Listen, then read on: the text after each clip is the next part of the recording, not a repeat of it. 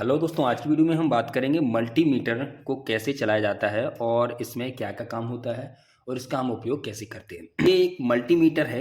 ये मल्टीमीटर नहीं, इसको हम क्लैंप मीटर बोलते हैं। दोस्तों, क्लैंप मीटर हम इसलिए बोलते हैं क्योंकि इसके ऊपर जो होता है ये क्लैंप होता है। इससे हम एम्पियर चेक करते हैं, किसी भी लाइन में कितना एम्पियर करंट फ्लो हो रहा है वो हम चेक करते हैं। नॉर्मली जब हम क्लैंप मीटर नहीं होता है, नॉर्मली जो मल्टीमीटर होता है तो उसमें हम वायर को हमें काटना पड़ता है, बीच में मल्टीमीटर को एम्पियर रेंज में सेट करना होता है और उसके दोनों प्रोब को उसमें कनेक्ट करना होता है। लेकिन दोस्तों, इस क्लैंप मीटर से हमें यह सुविधा हो जाती है, इससे हमें वायर को काटना नहीं होता है।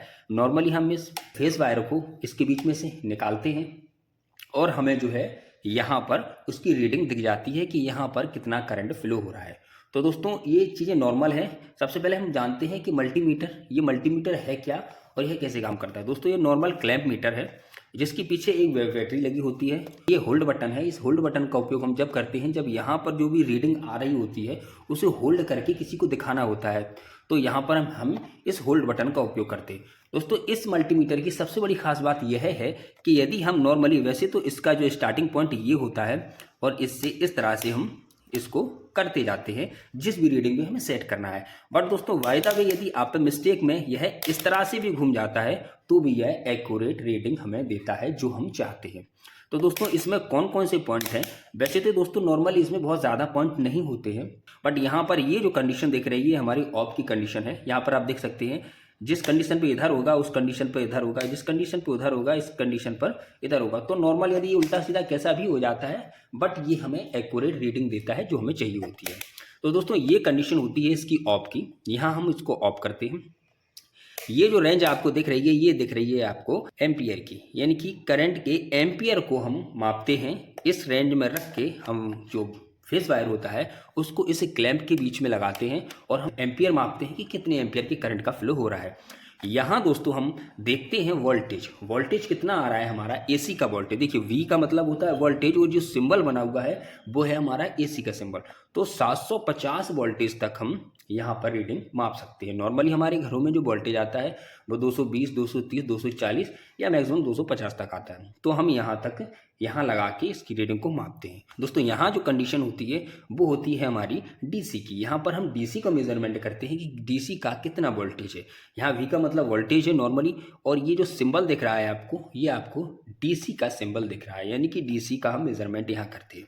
तो यहाँ पर हम कंटिन्यूटी का मेजरमेंट करते हैं। कंटिन्यूटी का मतलब होता है कि किसी भी सर्किट में कहीं कोई फॉल्ट तो नहीं, तो उस कंडीशन को हम कंटिन्यूटी बोलते हैं। और दोस्तों, ये जो कंडीशन होती है यह 20 मेगा ओम और ये होता है हमारा 2000 मेगा ओम तक, यानी कि बहुत बड़ी रीडिंग को हम ओम में माप करते हैं। सेम यही कंडीशन ये है, तो हम एक ही तरफ के पार्ट को समझेंगे कि इसका हम क्या उपयोग करते हैं। तो दोस्तों, नॉर्मल ये तो हमारा एम्पियर हो गया जिसको हम किसी वायर के थ्रू से मापते हैं। यहाँ हम मापते हैं अपना वोल्टेज, एसी का वोल्टेज कितना है। अब दोस्तों, नॉर्मली मैंने इन दोनों को हम प्रोब बोलते हैं, प्लस और माइनस, यानी कि पॉजिटिव और नेगेटिव दोनों। अब यहाँ पर यदि हम एसी की बात करें तो ये हमारा फेस है और ये हमारा न्यूट्रल है। अब इन दोनों को यदि हम यहाँ पर अपने किसी बोर्ड में लगाते हैं और इनकी रीडिंग को लेते हैं, तो अभी आप देख सकते हैं यहाँ पर रीडिंग आ रही है 242, यानी कि 242 वोल्टेज आ रहा है। अब इस वोल्टेज को हमें होल्ड करके रखना है, यानी कि किसी को बताना है, तो इसके लिए हम इस बटन का उपयोग करेंगे। ऐसा बटन का उपयोग करने के बाद अब देखिए हमने प्रोब को निकाल लिया है, बट हमें रीडिंग यहाँ पर दिख रही है। तो ये होता है होल्ड बटन का उपयोग, और इन दोनों प्रोब को हम उसमें लगाकर वोल्टेज चेक कर सकते हैं एसी का। ठीक है दोस्तों, अब इसको हम रिलीज कर देंगे। अब दूसरा जो पॉइंट है वो है हमारा डीसी को कैसे, नॉर्मल है दोस्तों। मान के चलें आज हमारे पास एक सेल है और इस सेल के वोल्टेज को हमें चेक करना है कि कितना वोल्टेज है इसमें। तो नॉर्मली इसके दोनों पॉइंट को हम एक तरफ रखेंगे हम इसकी माइनस पर और दूसरे को रखेंगे हम इसकी प्लस पर। तो आप देख सकते हैं माइनस और प्लस में रखने पर हमें एक वोल्टेज यहाँ दिखाई दे रहा है। अदरवाइज यदि इन प्रोब को हम उल्टा कर देते हैं, कौन सी, डीसी की केस में, तो यहाँ पर जो वोल्टेज है वो हमें माइनस में दिखाई देगा। यहाँ पर ये जो वोल्टेज आपको यहाँ पर माइनस में दिखाई देगा कि हाँ 1 वोल्ट, बट ये माइनस में दिखाई दे रहा है। तो इस तरह से यदि हमें जो माइनस में यदि दिख रहा है तो इसका मतलब ये है कि इसको हमने उल्टा लगाया है, पॉजिटिव की जगह नेगेटिव को लगाया है, नेगेटिव की जगह पॉजिटिव को लगाया है। तो ये जो माइनस में रीडिंग दिखाई देती है, ये दोस्तों केवल और केवल हमारे डीसी की केस में ही दिखाई देती है। अब दोस्तों हम तीसरी जो पॉइंट की बात करते हैं वो है हमारा कंटिन्यूटी। कंटिन्यूटी का मतलब होता है कि सर्किट कंप्लीट है या नहीं। अब नॉर्मली कंटिन्यूटी चेक करने के लिए नॉर्मल हम इसको मल्टीमीटर भी हमारा सही है, इसको चेक करने के लिए हम दोनों प्रोब को आपस में टच करते हैं तो एक बीप की आवाज़ आती है। ये भी अब हम दोस्तों इसको ऐसे मान सकते हैं कि हमारे पास यदि एक तार है, अब ये तार कहीं से शॉर्ट तो नहीं है। अब ये पता कैसे करेंगे, तो इसको हम पता करने के लिए अपने मल्टीमीटर को कंटिन्यूटी रेंज में लगाएंगे। अब दोस्तों नॉर्मल इसको कंटिन्यूटी रेंज में हमने इस तरह से सेट किया, ठीक है। कुछ रीडिंग यहाँ दिखेगी, जो रीडिंग यहाँ दिखती है वो दोस्तों रेजिस्टेंस होता है कि यहाँ इस वायर के बीच में कितना रेजिस्टेंस आ रहा है। नॉर्मली इनके बीच में जो दिखाई दे रहा है ये इनका रेजिस्टेंस है, ठीक है दोस्तों।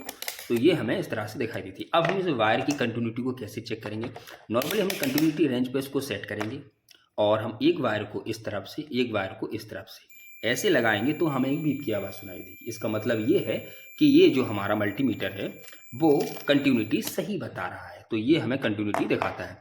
दोस्तों दूसरा होता है इसके किलो ओम, यानी कि किसी भी चीज़ का रेजिस्टेंस मापने के लिए, तो यहाँ पर भी हम रेजिस्टेंस चेक करते हैं कि इन दोनों के बीच में कितना रेजिस्टेंस। इसके बाद जो पॉइंट आता है वो आता है 20 मेगा ओम और 2000 मेगा ओम, यानी कि ये बहुत बड़ी यूनिट है और इस यूनिट में को मापने के लिए हमें बहुत बड़े रेजिस्टेंस को मापने की यहाँ पर ज़रूरत होती है। तो दोस्तों ये होता है नॉर्मल क्लैंप मल्टीमीटर, जिससे हम नॉर्मली छोटी छोटी चीज़ों का मेजरमेंट करते हैं और वोल्टेज, करंट या रेजिस्टेंस नॉर्मल सी चीज़ों को हम मापते हैं। तो दोस्तों आई होप यू आपको यह वीडियो पसंद आया हो। वीडियो पसंद आया वीडियो को लाइक करना, चैनल को सब्सक्राइब करना। Thank you for watching.